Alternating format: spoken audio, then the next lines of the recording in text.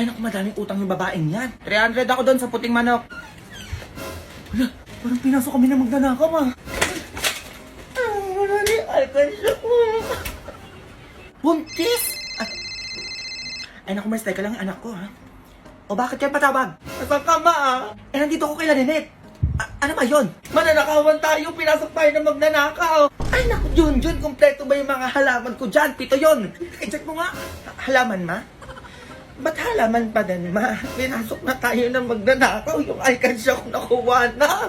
Sabi ko yung halaman ko, i-check mo. Hindi yung kung ano-ano inaano mo pa dyan. Tabaan ka sa akin. Halaman pa din. Hello?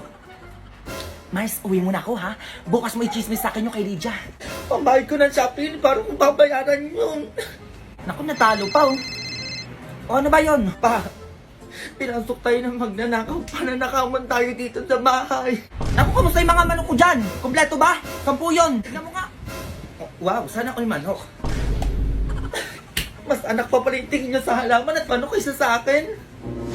Handa kayo sa akin. Asap yun, yung delivery nyo po. Naku kuya, ano may 10,000 po yung payment nyo. Kuya, 10,000. Teka lang, alkansya ko kasi. Ay, kuya, pwede yung halaman at manok na lang yung pambayad ko. Ayaw naman, sir. Nasaan po ba? Ayun. Ayun, kuya, nandyan sa labas. Tignan nyo. Sige, sige, sir. Ito po yung order nyo. Thank you, sir. A few moments later.